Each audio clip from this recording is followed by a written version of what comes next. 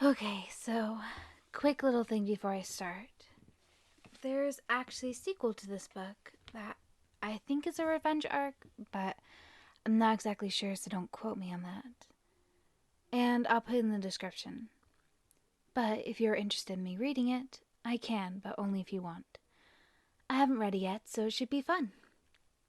Anyways, thank you for making it this far into the series, and please enjoy. A few weeks later. It was late. The moon, a pale sphere in the night sky, illuminated the dark glass windows of a large brick building, which stood out among the multiple trees that surrounded it. Among the lush trees, a police car sped on the dirt road, picking up dust that trailed behind it as it moved through the forest. A gruff policeman in his late 50s sat in the driver's seat, steering the car to the destination. His fraying hair was matted with sweat as he casually stared at a redheaded female in the back seat, whose amber eyes stared almost vaguely out into the night scenery. "We're here," the policeman grumbled, clearly upset that he was working overtime to deliver the teen to and from destinations. The redhead immediately left the vehicle, eager to head inside the building. Cold eyes dug into her back as she strode towards the large doors of the institution, and the detective had no choice but to leave the teen behind, pulling away and speeding back down the road. It wasn't hard. In fact, I'd say it was all worth it. The murders, the crimes, the scandals, just to make you mine. Love is a crazy thing, isn't it? It's strange how one moment could change someone's entire life. An innocent scenario with a twisted price. When I saw you, it was at my high school, during the season of the cherry blossoms. The school administration had allowed a field trip to the festivals. A sort of reward for the hard work of the students. Even Class 3E, despised and hated, were allowed to participate in the activities. You were enjoying the festival, dressed in a traditional kimono, and watching the cherry blossoms, clearly in awe of their spectacular beauty. I, of course, realized that once I saw you.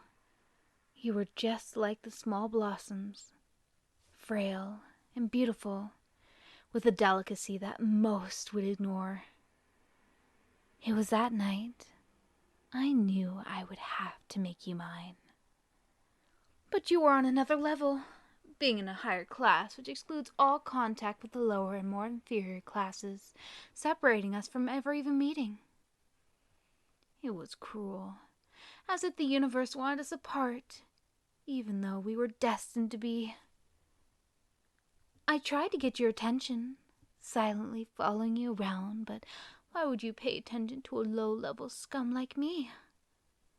No, you simply didn't see me, as if my existence meant nothing to you. Another face in the vast crowd around you. It was infuriating.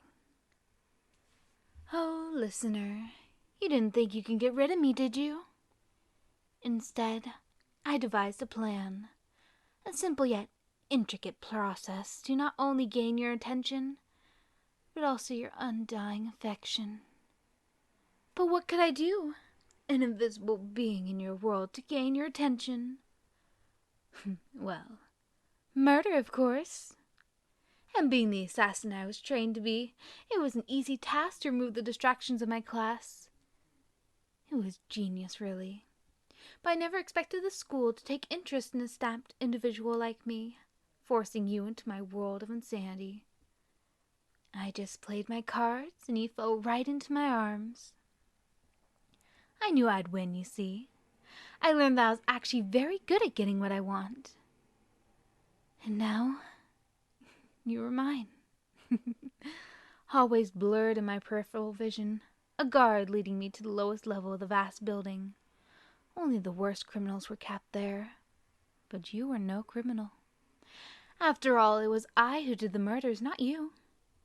Fooling the police and blaming it on you wasn't hard. It was actually simple to say that you blackmailed me into killing, threatening me with my life. The police gobbled it up. And the murder of your friends and family didn't help your case either.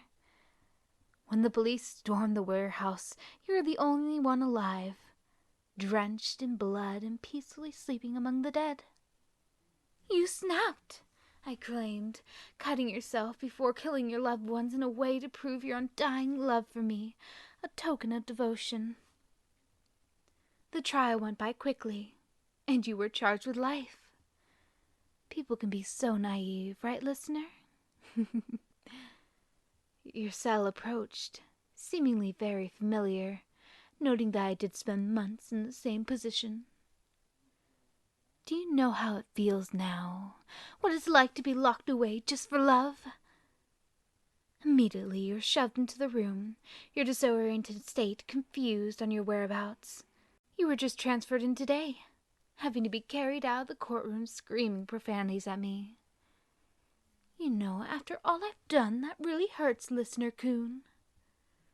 Your eyes met mine, and you almost screamed, the noise muffled against your muzzle you were forced to wear. Don't you know, listener, biting a guard is strictly forbidden. Even through your straitjacket, I could tell your scars were still healing, and you could faintly see the letters of my name carved into your skin, peeking through the open gap of the tattered clothing. I stared at you through the thick glass, pulling out a clipboard before sitting in the small chair facing your cell. Your eyes screamed at me, your body writhing against your confinements, terror seeping into your veins. Oh, how intoxicating you can be. Welcome to Nightshade Asylum. I smiled deviously, noting the horror seeping into your features. Enjoy your stay, listener coon. Now you're insane, just like me.